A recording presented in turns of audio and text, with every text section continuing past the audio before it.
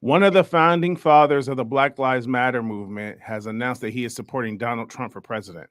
And I'm assuming he's going to announce it when he gets pulled over in a traffic stop. This is Epic Thought.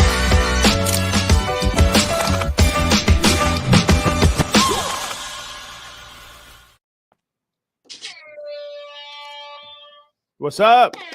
How y'all doing? Welcome to an episode of Epic Thoughts. I am your host, Ramon. Thanks for tuning in for another wonderful time of insightful conversation. And today, it's not just going to be me and you. I got my cousin, she might as well be my cousin. You know her, you love her. It's our favorite Colombian / Italian / Brazilian Epic Thoughts co-host, my partner in crime, Carlin Lacey. What's up in the building? Carla, You're silly. wait, huh? Can you hear me? Wait, what did you say? I said, what? Yeah, now I can. Okay. So wait, I don't know if I got it all. You're Italian, Colombian, and what else? Chilean and Spanish. Chilean Spanish. All right.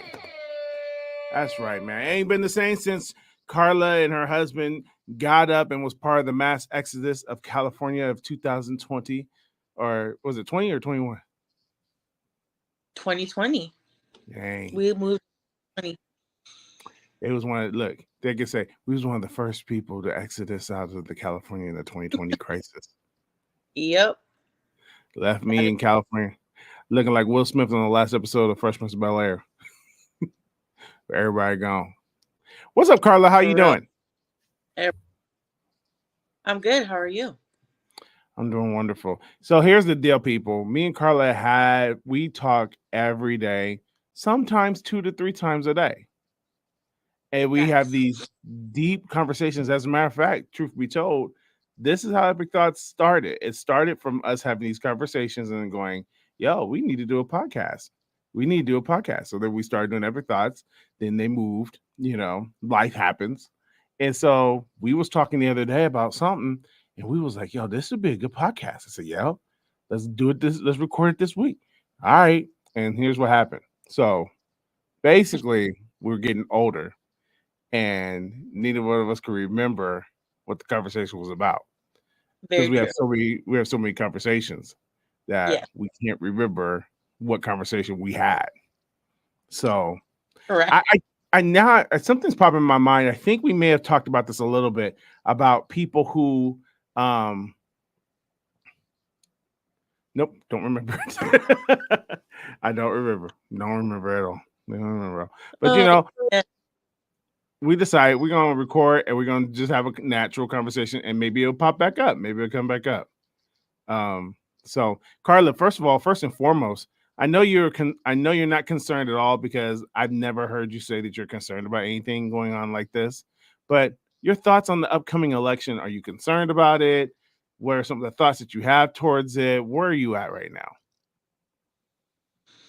Honestly, I am so removed from the whole thing because I'm just going to do what I do my due diligence and vote, but the outcome is not a concern for me because Jesus is my source. Like, that's all I could say. That's it. Mm-hmm.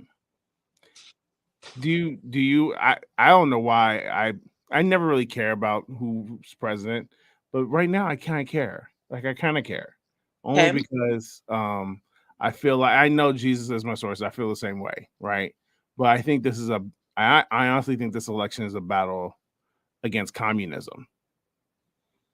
I can see that. Yeah. I can see that. Yeah. Which is funny because years ago, I felt like you were the one that was more of the conspiracy theory. And I was the one like, oh no, just trust God. It's fine. I mean, I don't think they're like conspiracies anymore. I think we're seeing them happen in real time now. There's a lot that happen that I guess were conspiratory, but now are coming to the light. Like, for example, like all this P. Diddy stuff when we're talking about like the trafficking and all this stuff. Like, I feel like a lot of things that were being said that were going on in Hollywood or the music industry were considered conspiracy theories, but now all that stuff is kind of coming to the light now. Mm. Um, so, you know, about sex parties and all this other stuff Mm-hmm. that they do. And I mean, who knows on what scale it really is, you know? Yeah. Because I mean, did they release the Epstein list? I don't think they did. They? No, Oh, okay. we I was really gonna say don't. I don't think so. We just saw a flight list. But I mean, let's be honest. Diddy wouldn't have an enterprise if he didn't have customers. So who are his customers? Dang. That's a good point, man. And I'm still waiting for that list to come out of associates. Same. Did you hear about the thing that happened with Jaguar Wright did an interview on what's the guy, Bill O'Reilly? Okay. And the next episode, Bill O'Reilly had issue an apology statement because they were actually threatened with a lawsuit from Jay-Z and Beyonce. Oh, you know what? I don't know if it's true, but I just saw Ivy, my husband, Ivy, just showed me a video. I mean, like a screenshot. Oh my God, I don't even know if should I say this? Yeah. Okay, Yeah. allegedly. Um, it's like a camera footage or something, or like a footage of Jay-Z, Diddy, Beyonce, and J-Lo in a room, and like Beyonce and J-Lo are topless. What? Yeah, and he showed me the picture, and it definitely looks like that. Wow. Carla, here's my thing on the Diddy stuff, and I did an episode about it a couple weeks ago. Okay. You know, like you were talking about conspiracy theories, and the only person that was really loud before it got loud was Jaguar, right? I honestly, I don't care too much about what she has to say because I think she may be part of the problem, but that's why she's so loud about it. Yeah. But I always wonder too. I'm like, yo, if this was so common, is everyone so involved that it was so common that people were just turning a blind eye? Were people that afraid to be outspoken against Diddy to be like, yo, this is not cool? Like, apparently, I don't know if you saw Ruslan, he did an episode a couple weeks ago about Denzel, and there's a report that came out that Denzel was angry with Puff at a party. So, I mean, I guess there were some outliers where he called him out on this stuff, but it's just I just find it weird how now that he's come out, Hollywood is like, oh yeah, I was there and such, and I saw what he did to Carl Winslow on Family Matters. And I'm like, Doc, you saw that? I mean, I just think that obviously in certain circles that's the status quo. Like, for example, let's just take certain church culture. Like, if you're a part of that bubble, you may know that it's wrong, certain things are wrong, but that's just the way that the hierarchy. What are you doing? That's the way that the hierarchy goes. Sorry, that was Gio. That's the way the hierarchy goes in that institution. So people don't say anything. I mean, how many pastors have we seen that have done things in the past that nobody reported? Yeah. You know, Man. Yeah. Do you think it's good? No, I'm assuming, I guess, that people care more about fame and money than they do about their own morals. That's crazy. That's crazy. I wonder this too. I had this thought that I saw. I don't know if it was Myron Golden or Jason Wilson, but some talking head on social media said, here's something to consider. Because people are I think I'm bugged about the whole thing because one, now we think to ourselves that half the stuff that we hear about Diddy is now we at one point we're like, that's crazy, man. Diddy wouldn't do all that. And now we're in the place where we're like, okay, it looks like it might be real. But the thing is, somebody made a point, man. I was like, man, a lot of people got a lot of negative things about Diddy. But can you imagine you wake up one morning and you're one of the most powerful, influential people in the world and worth billions of dollars, and you don't have any kind of like mental closure on some battles that you probably faced as a child. Like, when they talked about the history of what Diddy came from and how he grew up, it was like, oh, like, of course, somebody who came from that background, that world where he his dad was murdered while he was in a cab or something like that. It was something crazy like that. And then growing up under Bumpy Johnson and all these other gangsters and stuff like that, or Frank Lucas and stuff. And then boom, you're like worth billions of dollars and you're one of the most powerful men in the world. Of course, you're going to be a pretty nasty individual, which is crazy to I think of. I'm gonna say this. Oh, I know I'm gonna butcher the saying, but I heard this. I think it was on a podcast that Ruslan had, and it was very in regards to like the feminism movement and masculinity and things like that. But the saying still applies. It was like power or work without power is slavery. Something like that. I just butchered it, so don't. I'm just gonna explain the concept. Okay. Basically, like if you as an industry person, right? If you are just working for the industry, but you don't have a say in your career, that's kind of like slavery. Mm-hmm. Wow. That's Because deep. you're making money for the machine. You're making money for the machine. They're Mm-hmm. telling you what to do, but you really don't have any freedom because think about it. All of Hollywood all of the industry is all about image. Yeah. All about image. Who did he make mad? Like why did this come out now? Because we've always heard things about Diddy like in the past here and there, but it was never like this. Mm-hmm. I Yeah. mean, like there's rumblings about him doing this, that, and the third, but you just thought it was consensual, right? But now that we know it could be potential like an enterprise, like an actual business of all of these artists being under him doing things for, fame or being trafficked, etc. It's like, so all these people were willing to be abused because they wanted to be an artist. Yeah. Can you be that desperate that you would? I guess you are. I guess people can be that desperate. Yeah, I mean, look at the internet.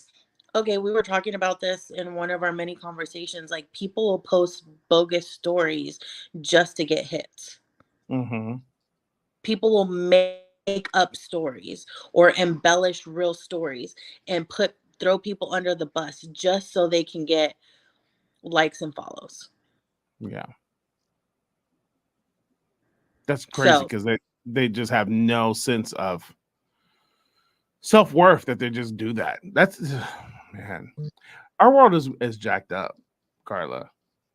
Like our current state of life is just really messed up when people have gone through that. There's a situation going on right now where I was working with this guy who made a song for my upcoming album, and I really like the song. Song's dope, and did everything, signed the contract. Carla, I got the beat. Just it's nothing big to write home about. Just my due diligence when I make a record. I gotta get licenses and stuff like that, and fair use and all that other stuff. So I did all that, and then because I have a lot of constituents in the music industry, I get advertisements on my social media from people who are also trying to work in that industry or mhm, try to do something in the independent world.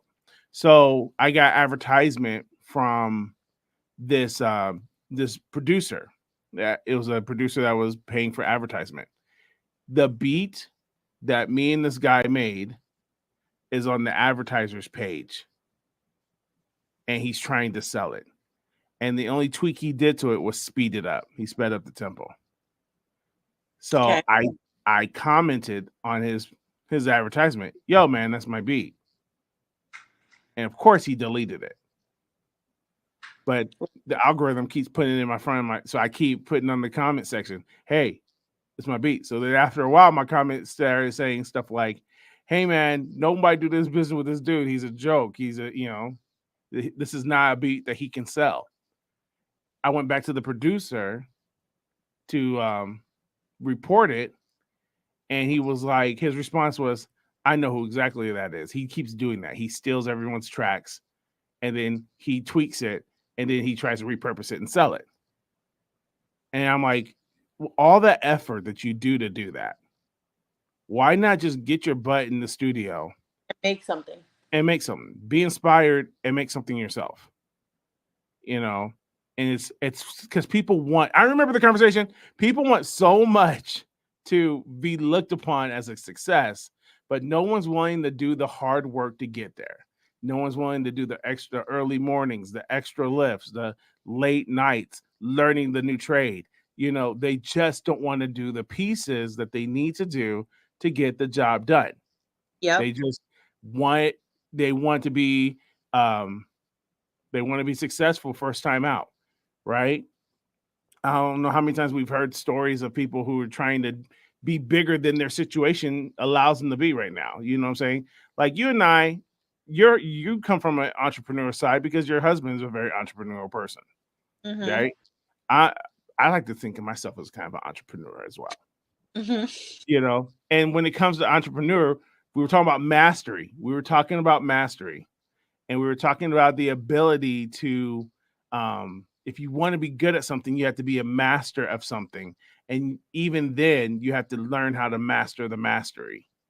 And there's so many people that want to cut corners, or they want to avoid it and think that that's a key to success. Like, I don't understand, a lot of people do this, and I'm in the stage now, but here's the deal. I'm in the stage now, I can do this, but a lot of people do this coming out. They want to delegate responsibility. You know what I'm saying? And I'm like, dog, you can't delegate in the first stage of you building something, because you gotta know the ins and outs of your own craft. You gotta know the ins and outs of your own business. You know what I'm saying? You can't just delegate everything. Now, where I'm at stage wise for like Heritage Park, I need to delegate stuff. Like, I've mastered it. Okay. Not give it to somebody else. But some people just not willing to do the extra work or be seen. It's like almost like we don't want to be seen working. We don't want to be seen like being humbled, trying to build something from the ground up. And people just want they want the mega church first week out of the box. They want the $1 million business first week out of the in the run. So it's just people. It's just weird in a culture where it's a microwave culture. We want it now, and not realizing that no, it takes due diligence, it takes planning, it takes work, it takes concentration, it takes maybe sometimes you have to humble yourself. Like we talk about this all the time, Carlos. Sometimes you gotta humble yourself and get a job to pay the bills. Sometimes you gotta humble yourself and go work at Cane's, Raising Cane's. I say Raising Cane's because that's a delicious chicken. But you gotta do what you gotta do. You know what I'm saying? It's just that's what we were talking about. Yeah, I think I don't know which way you want to go with it, but if we're talking about hard work and we're talking about all this other stuff, or we're talking about hits, or we're talking about, because nowadays kids want to be YouTubers or influencers. They don't want to be celebrities. No. Right. Yeah. Mm-hmm. The dangerous part about that, and the cool part about it, is that you can get on you well, not maybe not YouTube so much, but on TikTok or Instagram, and if you're diligent with it, you could get followers overnight. Mm-hmm.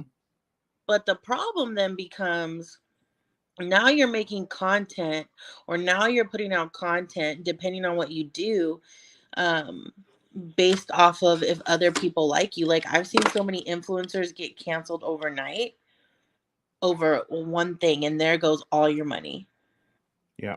Like, all your money, all the streams of income that you have. I have a really good friend that's an influencer, um and like, we're friends, and she'll tell me, like just an example, when it comes to like political things, or things that are going on with like Israel and Palestine, there are people that will message her and demand that she make a stance, and she's like, I'm not doing that. That's not my audience.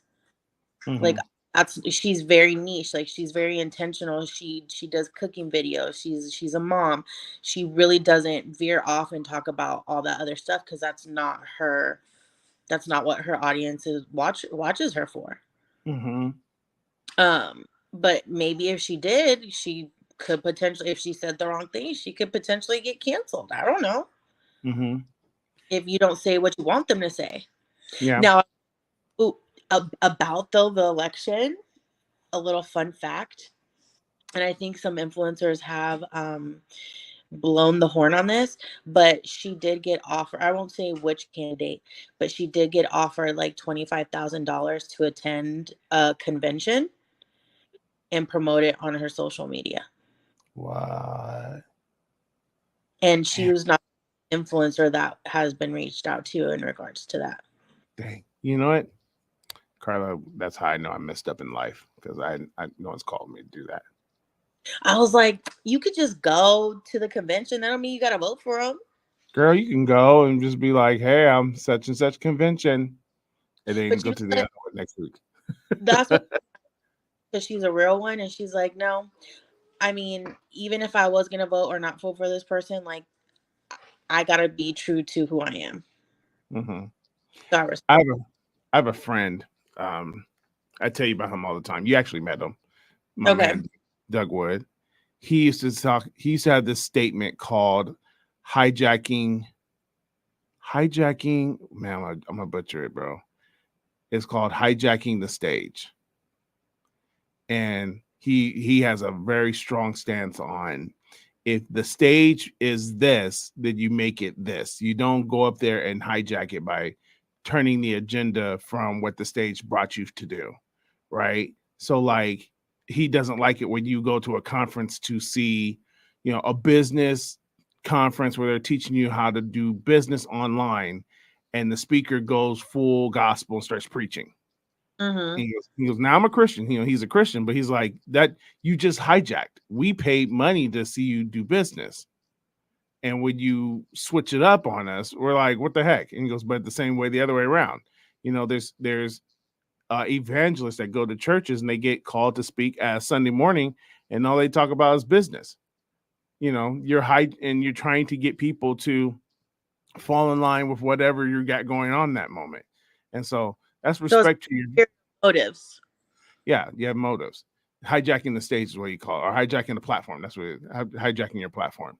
And that's shout out to your friend for not falling into that mindset, that thought process. Mm, for I sure. remember when I was watching. Remember The Last Dance, Yeah. the documentary about the Chicago Bulls, and they were talking about Michael Jordan and his shoes, and they said something to him about how come you're not getting involved with whatever election was going on at that time.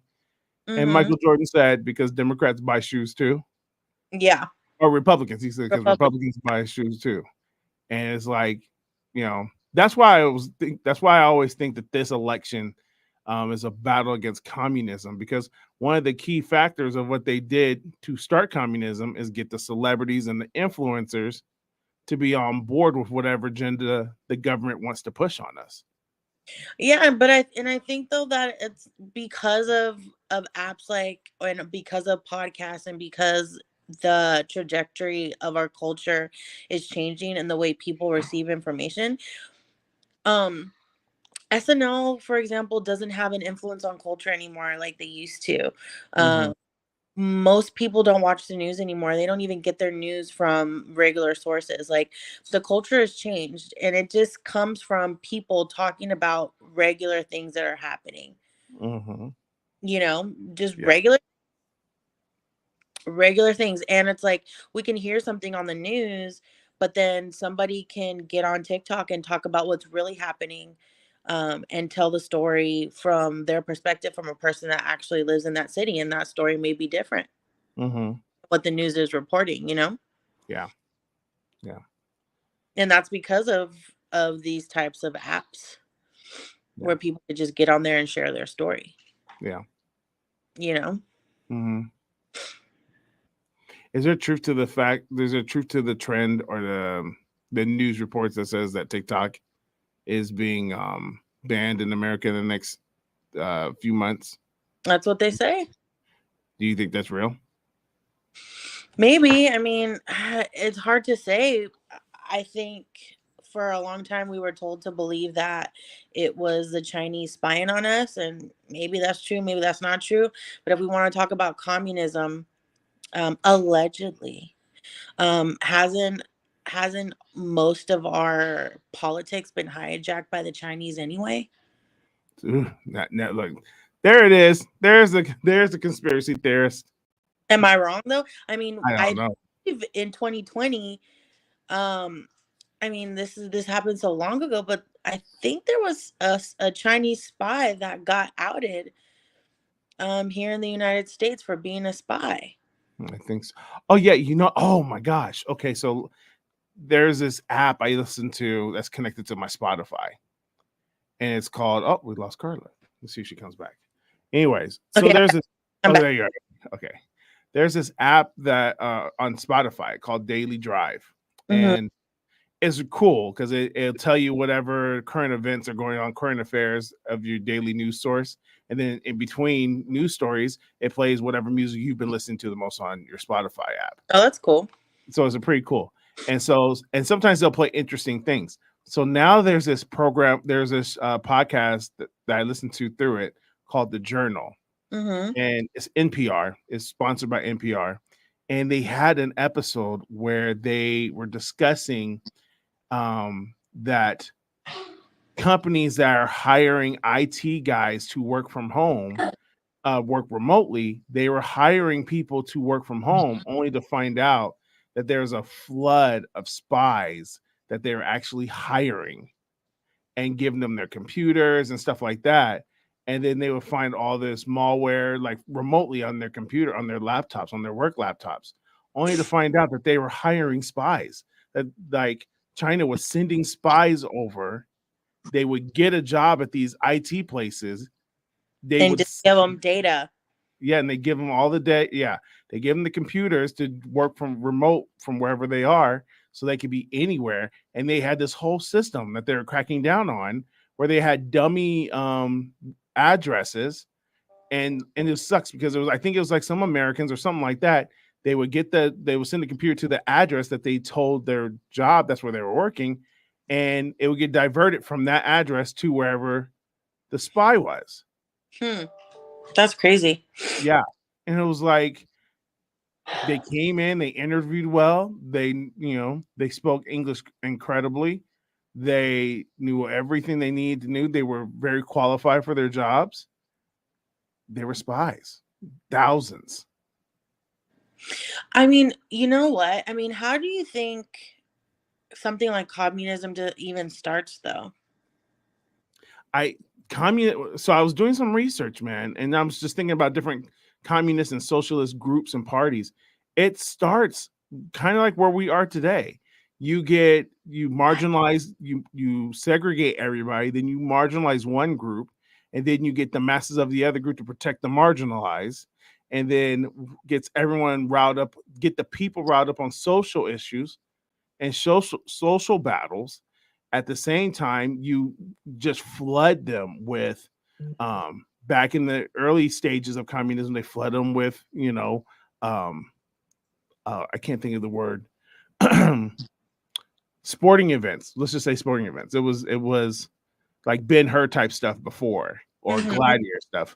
You just get them driven to doing this and just battling and talking about marginalizing groups and all this other stuff, and get everyone defending them and get representatives to represent the agenda, basically. And eventually what happens is people, The because Hunger Games? like the Hunger Games, like the Hunger Games, or Ben-Hur, or Gladiator. Because then after I was thinking about it, I was like paying attention to football, and I was just like, my God, look how many people every weekend in the fall months, right? Not just college. Excuse me, not just NFL. Sorry. That's okay. Not just the NFL, but college people. Like some of these stadiums for college football, Carla, fit 100,000 kids, 100,000 people, Yep. 100,000 people. This weekend, think about it, Carla. Or is it this weekend or next weekend? It's one of the 2 weekends. October is the only month of the year where we get all four major sports played at the same time. Mm. We get baseball. We're in the World Series. Hockey started last week. Basketball starts on Tuesday, and we're in the middle of the football season. So, I mean, I think one thing oh, is, hold on, and not mean to cut you off, but oh, think about that. We are a month away from elections. Is that a coincidence that every October before we elect, we have to have all four major sports running to get your attention? are you saying it's a distraction? I think so. I mean, I think part of the problem is that if people cannot provide, if somehow the system can get people to not provide for themselves, then they won't have any other choice but to rely on the government. And Yeah, once you rely on the government controls your vote. yeah, and that's the other part of it. Distract while they take away, and then get to the point where people can't take care of themselves. Yep. You know what I'm saying? One of the electors in this crazy election keeps talking about having our basic needs met for the middle class, Mm-hmm. right? Now, the thing is, I'm just going to be honest. Both electors have been in the office at some capacity, so we don't have no newbie battling out in the top two. We have seven. Forget the fact that we have a total of 7 electors. We have 7 nominees on the ballot, but they just want us to talk about the 2. Forget the Right. other, right? But one of them keeps talking about, we want the middle class to be successful again. We want the middle class to make money again. Middle class needs to take care of their basic needs. But all this stuff, they're saying this, but on the other end, they're taking away everything. And things become completely unaffordable. They can't even afford rent. Like California rent is ridiculous. I was looking at rent today, this morning. Carl, I was looking at rent today because I'm like, I need a bigger place. I need to move. I need a bigger space. Bro, like when I tell you I got the cheapest rent in my city, I got the cheapest rent. And if I wanted to go just 100 square feet bigger, I'm paying an extra $500. Like minimum $3,000 a month. Like that's ridiculous. So, And also, I also think that part of the problem is kind of, and this is not necessarily, I mean, it's part of the agenda, but like the destruction of family. yeah. Like, I teach students, and I can tell whose parents are involved and whose parents are not. Mm-hmm. And I can tell you that kids that have any type of fear or reverence for their parents do way better. They have way more motivation to study and get good grades. I mean, and there's also other factors, but the point that I'm making is like I could tell which parents don't care or are Or so busy with trying to provide that they don't have time yes. to focus on their child's education, which here again, here's the problem, which is kind of my job, is to parent them while they're at school. But here's the thing, technically I work for the system. Mm-hmm. I work for a public school. Let's Yeah. just say let's just say a teacher or I had my own agenda. Like, think about the influence that as a teacher you could have to manipulate kids that don't have strong family foundations at home. Yeah. We talked about this morning when we talked about Deion Sanders. Yep. We talked about Deion Sanders and the influence he's had on kids. Yep. Just how fortunate. And I don't even think hindsight. I don't think some of the kids that are on his football team today have even a slightest clue of who their mentor is. Because I mean, I just from interviews and stuff like that, he asked for a lot from his people. He asked for a lot from his team. Mm-hmm. He has a lot of those boys. You know, I think to play in football or play sports collegiately, you have to have, I think it's like a 2.5 GPA or something like that. which is He kind of low. is kind of low, but he has a policy that if you are even close to failing a class, because at 2.5 you can get close to failing a class and still be good. Yep. He's got a policy that if you're failing a class, you're out. You're off the team. Because I truly believe that for people in general, and even for kids, if we're going to talk about kids, but really for people, if we set the bar high, people are capable of reaching that level of excellence. But Hmm. we have set our bar so low for our children and for our students that we are setting them up for failure. So how do we set it up? How but here's the thing. I think it has to start with the adults, right? Absolutely. This is our fault. There's a lot of factors, right? Like when I went to school and when you went to school. If you failed a test, were you allowed to retake it? No, you failed the test. That's not how it works anymore. You get here, at least here in Texas. I don't know how it is in Cali. When your kids get to high school, you can let me know. Um, in Texas, failing is below a 70 here. Yeah. You Okay. told me that. Um, if you get below a 75, you could retake a test for up to 75. Say it again. Say it So again. let's just say I scored a 70. Mm-hmm. I could retake a test and get those extra 5 points and get a 75. Let's just say I got a 20. I could retake that test and get a 75. No, no, ma'am. No, ma'am. That's not how we went to school. I can I and this is probably my own choice. Like I could choose not to take late work, but you could take up late work up to whenever you want to. Wow. They do that in college too. I think professors take late work, but it's like 10 points every day that it's late or something like that. Yeah. Yeah. Um I See, mean, and it's interesting. I remember college there was the opposite, that if you can drop one test score for your overall grade. mhm. So that means if you had a bad day, that was the only out I had. If I had a bad day and had took a bad test, I can drop it and it won't account for my overall score. And but what they did to make it really fair was they made your final the same hold the same weight as the regular test. Mm. So there was a class where I was killing the game, killing it. Sociology. I was killing sociology, Carlin. And then when I saw the scores and I was like, huh, my final could be the zero. And I was the only person that didn't take the final because I didn't need. I think I was sitting pretty, and I was like, well, I get to drop my lowest test score, and so if I take the final, if I don't take the final, I can drop that score. And I walked out. I walked out.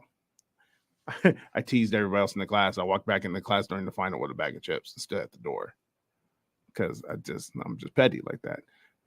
I mean, that was the easiest thing that they did for us. But no, man, you fail, you fail. But I mean, I see both sides, right? Yeah.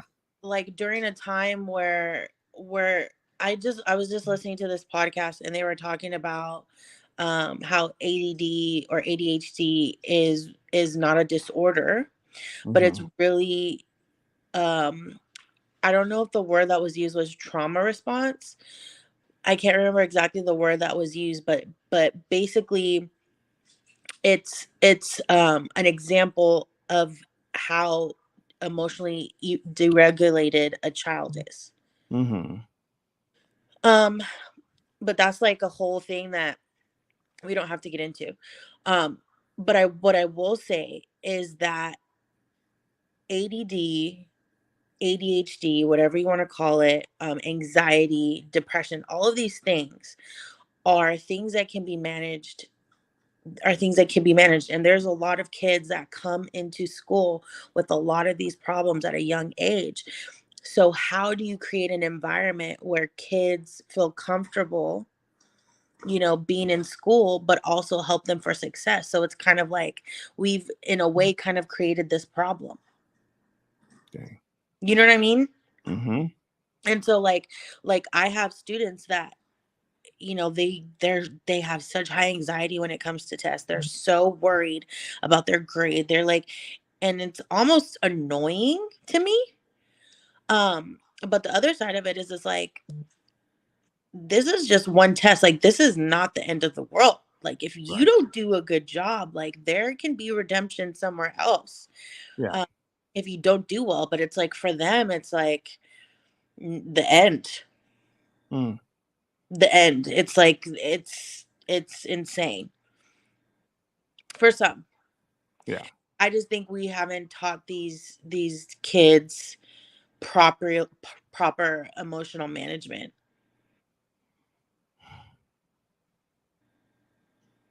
Like, how did you deal with stress when you were a teenager? I don't remember stress when I was a teenager. Like I don't I either. don't remember stress. I don't remember like if you failed, you failed. Like it was like, all right, well, and it was like laughable. Like, which grade you get? I got 58. Like, okay. You know what I'm saying? Like, you failed, you failed, you But know? but the other thing is, like, we didn't even have internet then. No, we Not, didn't have internet. you Yeah, know, I didn't have internet. I think you were probably at the beginning stages of it, but I didn't yeah, have but internet. like we didn't have it in class. Like, everything was paper. Everybody had a textbook.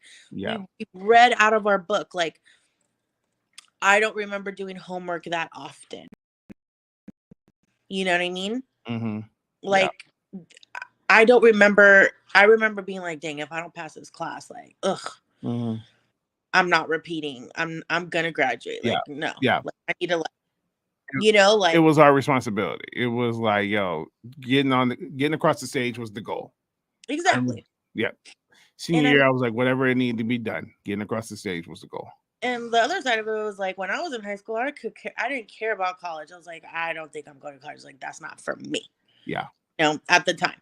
Yeah. Um, but that's what I mean. Like, I don't remember having high stress. I remember being at church almost every day, Mm-hmm. Yeah. having fun.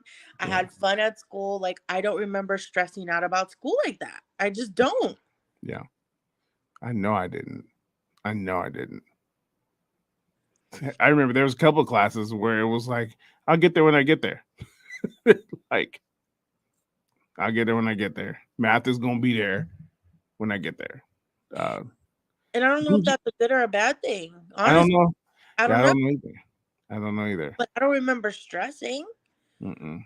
I I mean, I won't even bore you with the conversation. Like, we can have this at another time, talking about like my kid's experience and like the stuff that Ivy says. Like, he's like, because I told him, I was like, yeah, like, kids can retest for up to 75. He was like, you know what I would do? And I was like, what, Ivy, what would you do?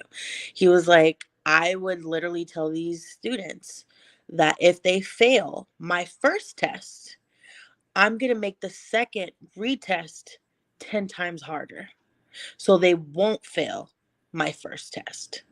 Okay. Look, that's an entrepreneur right there. I was like, but like, then I had the conversation with him. I was like, he was like, and I would make it like free response where they have to write in there. I was like, who gonna grade that? You want me to grade? Who's the teacher? Who's the teacher in your class, Ivy? I was like, if you want to volunteer to grade and read, More happy. then Man, I'll tell you what, free response in the chemistry class? No, homie. exactly, I'm killing the first test. exactly. I'm like, you're That volunteering makes me for sense, but more that work? puts more work. Yeah, that makes so much sense, but it puts more work on you. But look, isn't that probably not saying you necessarily, but isn't that part of the issue? Like yo, I can probably make something happen with these kids, but it's gonna take a lot of commitment on the teacher's part and the Yes, home.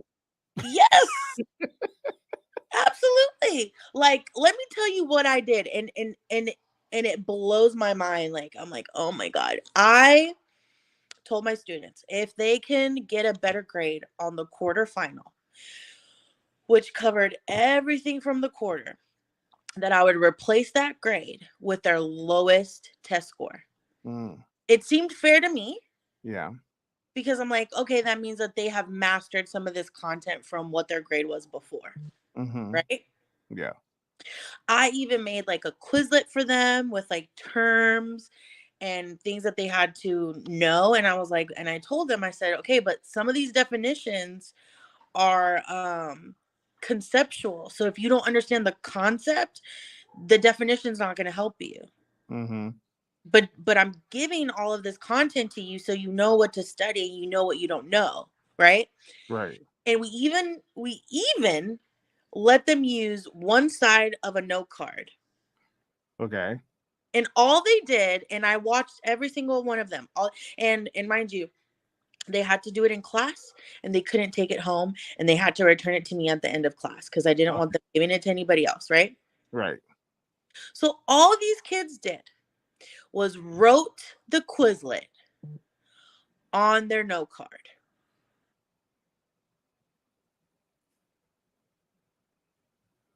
Okay. And some of them did better, Mm-hmm. but some of them did not. And I was just like, I don't know what else I could do. Listen, listen, we're heading to communism. That's just what it is. If that's our future right there, communism is going to be our best bet.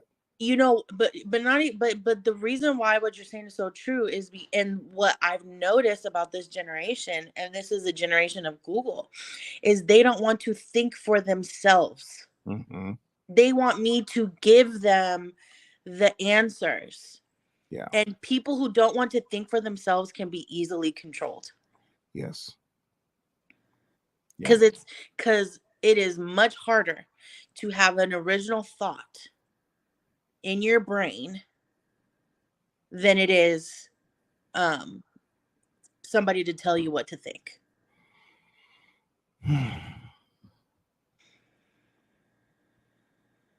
Right? Yeah. And You're and right. and that is the beginning of the end. And that's what they want. They want you to tell them what to do and what to think and how to say it. Mm-hmm. Well, what do you want me to put? What do you want? I'm like, I don't know. Figure it out. And I think our school system, our public school system, is doing a really good job of disguising that they want our students to be free thinkers. Oh but yeah. but they're really just a they're really just a warehouse where they just Want everybody to be the same. everybody to be the same. Yeah. They're just a factory where their students are now on the line, their factory on the line, and they are just turning them into workers. And I will say there's a lot of teachers at our school that are really trying to get away from that. Mm-hmm. But it's very hard because all my students can do, if they want to know about the French Revolution, all they got to do is go on ChatGPT. Yep. That's it. Move Geo. All they got to do is go on ChatGPT and ask it how to write an essay and then reword it in their own words. Man, we screwed, bro. Well, they screwed. We gonna be all right. But they, man, listen. I think I never thought I'd see the day where our country would face this. I just never thought this day would come.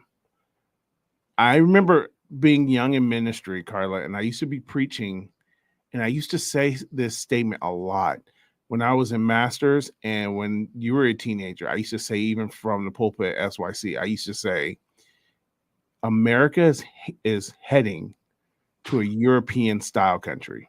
We are becoming European. If we get to the place where we become a European-esque type country, we are in trouble.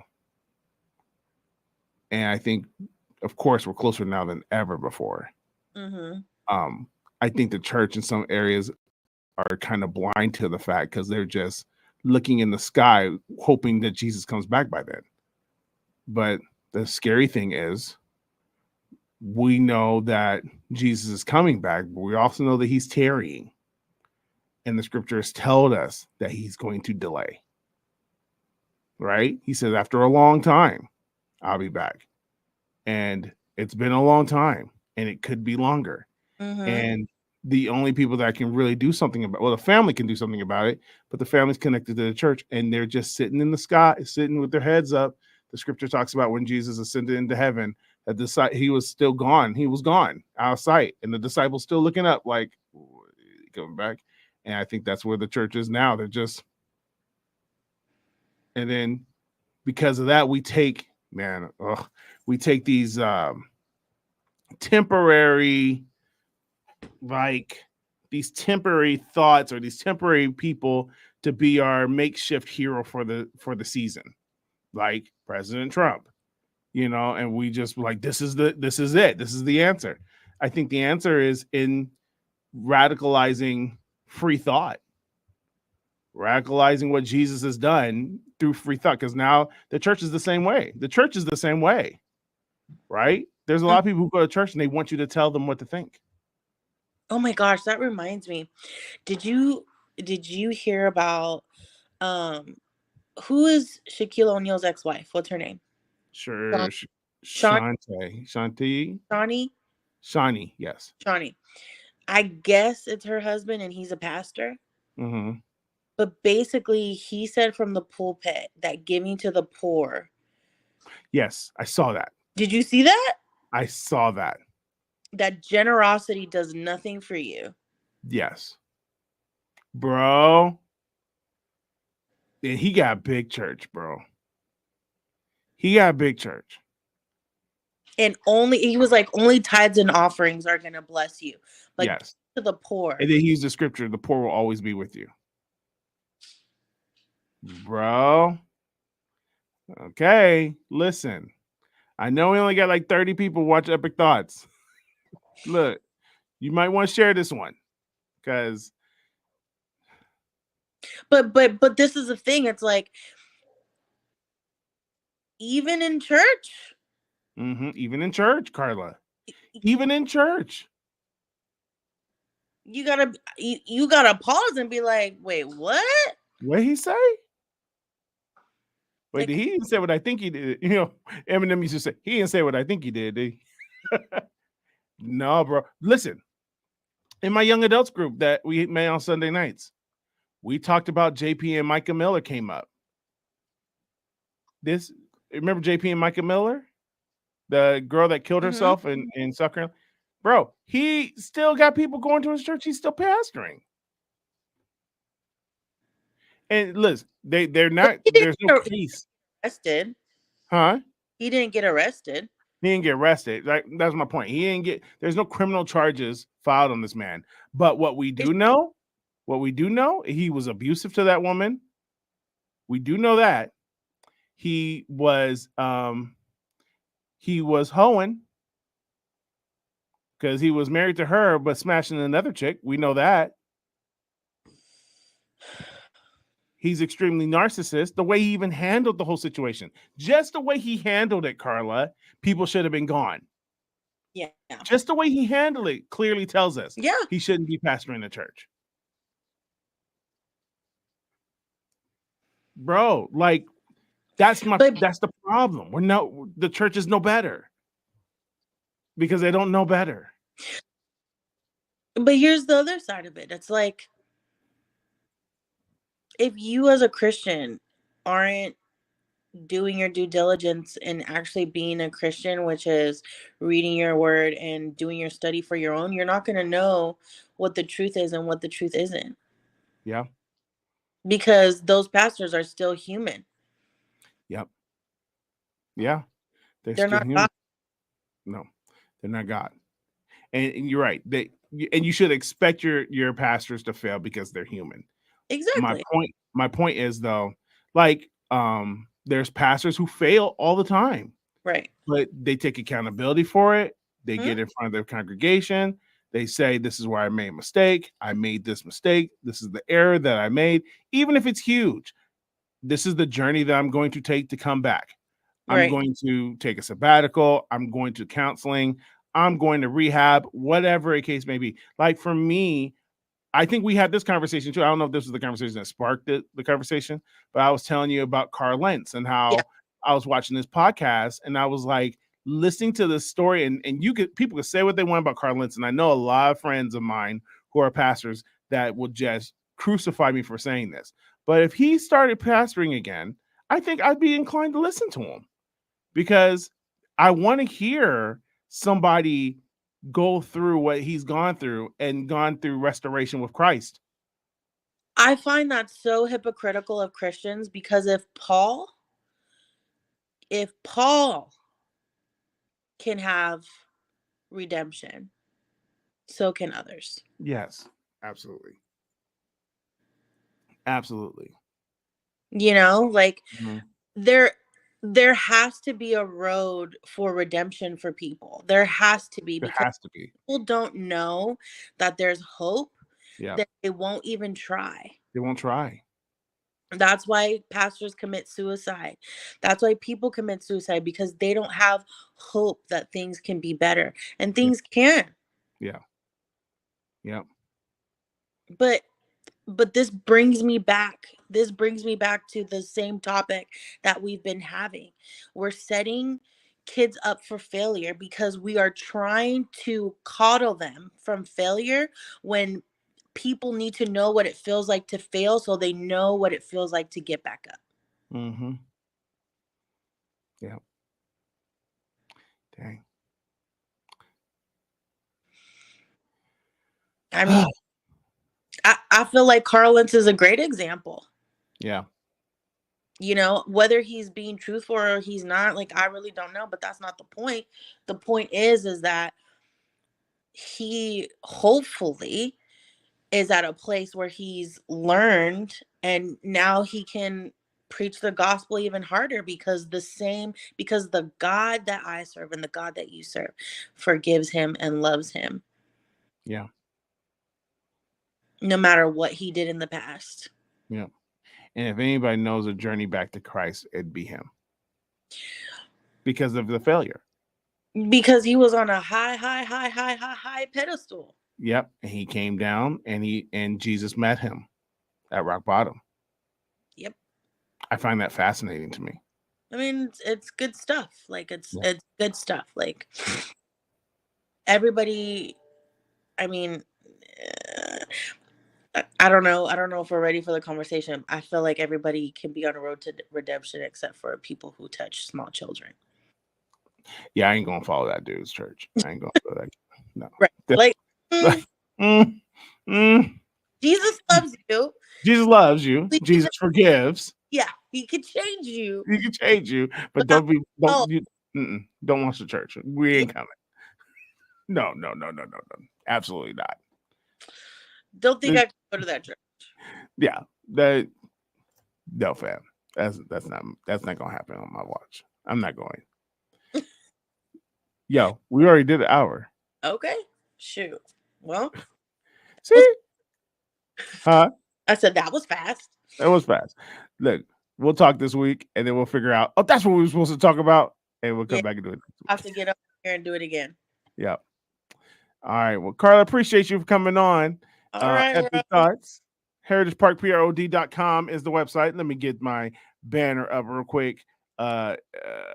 Since Carla's talking about agendas, because Carla loves talking about agendas, the Hidden Agenda, the book, is still available on HeritageParkPROD.com. We are giving away free copies to all everybody who wants to get one. So all you got to go is free copies. Go to HeritageParkPROD.com. Go to the store.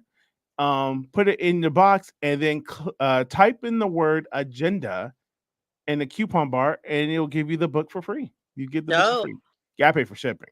I mean, you gotta do something. You gotta commit something. But anyways, yeah, get your copy.